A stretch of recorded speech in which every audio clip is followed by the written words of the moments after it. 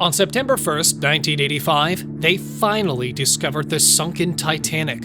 Over 70 years after its sinking, the ship was finally uncovered. National Geographic recreated the sinking using CGI, and they uncovered something they shouldn't have. Finding the Titanic. Rescue teams knew the location of the sunken ship. They went to look for it, but they couldn't find it. The search continued for the next 70 years. Could the ship have vanished? Well, not really. When the ship went under, it didn't fall straight down. The strong ocean currents carried it away from the place of impact. Robert Ballard realized that he needed to account for the currents in his calculations, and eventually, in 1985, his crew was the first to discover the rusted remains of this giant ship. Back then, Robert Ballard was tasked to retrieve the sunken remain of 2 submarines, but the government gave him permission to look for the Titanic if he found the time. Using a trail of debris, Ballard and his team uncovered the Titanic using sonar technology. Back then, most of the interior of the ship remained intact. Nowadays, the Titanic is nothing but a bleak image of what it once was. Now, it was just a ghost ship at the bottom of the ocean. Speaking of ghosts, they found no dead bodies.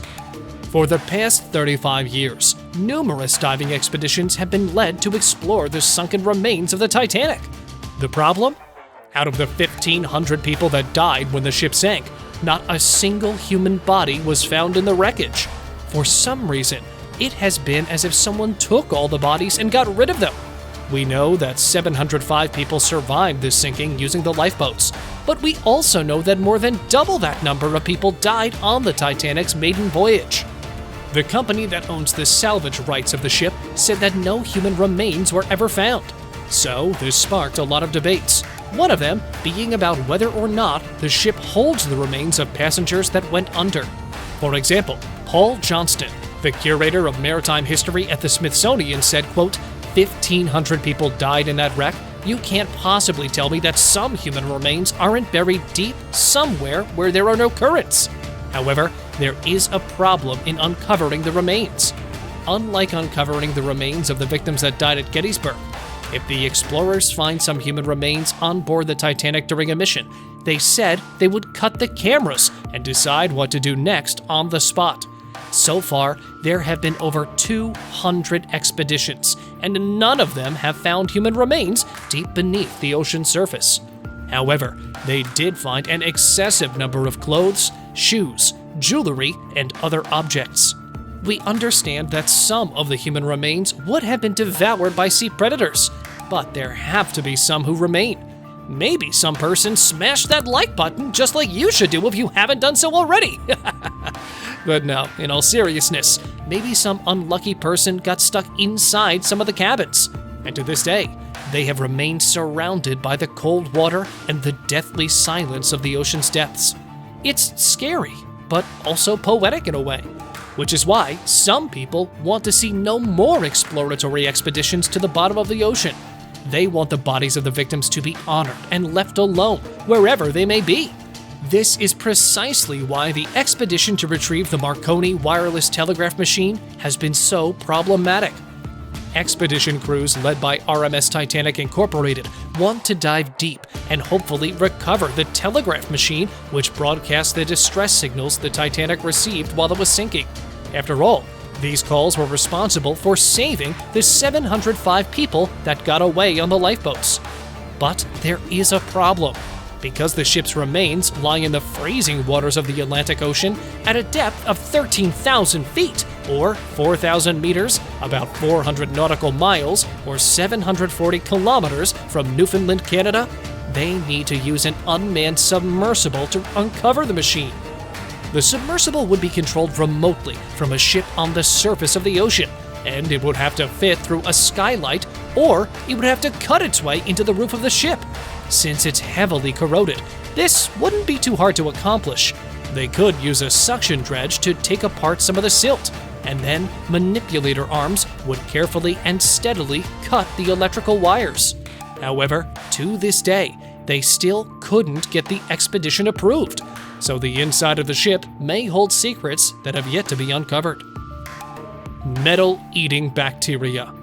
For the past 100 years, the ship has been decaying at the bottom of the ocean. Scientists have uncovered that the hull of the Titanic has been coated in metal-eating bacteria. Slowly but surely, they are eating away what was once an unsinkable vessel. And yes, the salt in the ocean is causing immense corrosion because of the high concentration of it in the water. Here, you can see that many of the objects inside are covered in a layer of rusticles. That's what the metal-eating microbes form after devouring the ship's hull. On top of that, mollusks have devoured almost all of the wood on board the ship, which means the only thing that remains underwater is the rusty metal shell that's slowly decomposing and vanishing. To make matters worse, a lot of submarines have bumped into the rusty exterior of the ship and have damaged its walls. This raised the question of how long the parts of the Titanic will remain intact underwater. Some claim that the ship will vanish in a year or two and become nothing but a pile of rusty metal. Others, however, say that this process of decomposition will take hundreds of years because the metal is durable enough, so it will endure water corrosion and microbes. Several fatal flaws.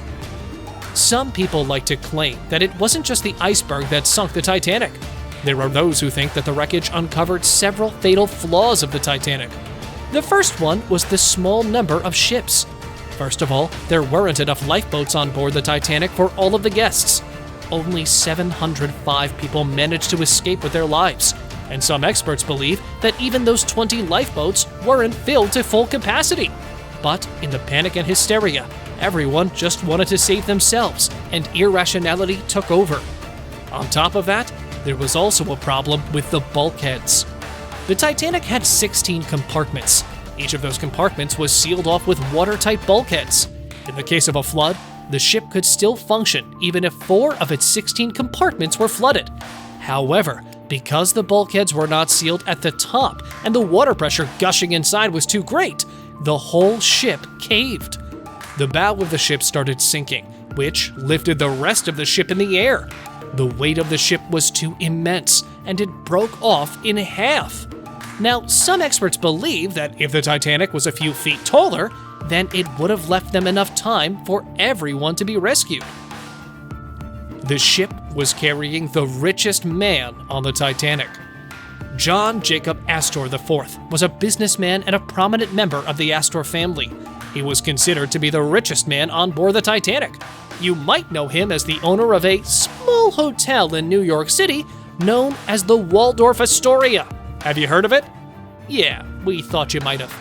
Just like everyone else, John Jacob Astor IV was on board the Titanic when it sank.